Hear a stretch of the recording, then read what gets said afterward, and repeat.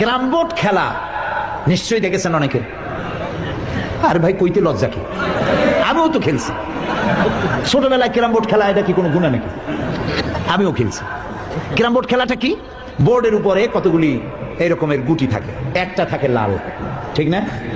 এখন বোর্ডের উপরে এই গুটিটা আমি মারতেছি, সামনে আর একটা গুটি, কিন্তু সামনের গুটিটা আমার মূল টার্গেট না। এই গুটি দিয়ে ওটাকে হিট করবে, সে ধাক্কা খাইয়া মারবে লালটাকে, লালটা পড়ে যাবে পকেটে। কিন্তু যে লালটা পকেটে পড়লো ওই বেচারা জানলো না যে আসলে মূল ধাক্কাটা কে মারছিল। খুনের বিচার করবেন আগে। যত খুন হয়েছে, খুনের পরামর্শ যারা দিয়েছে, সহযোগিতা যারা করেছে, বুদ্ধি যারা দিয়েছে, টাকা যারা দিয়েছে, এদের বিচার হবে সকলের। ক্যারাম বোর্ড খেলা নিশ্চয়ই দেখেছেন অনেকে। আর ভাই কইতে লজ্জা কি, আমিও তো খেলছি ছোটবেলায়। ক্যারাম বোর্ড খেলা এটা কি কোনো গুণা?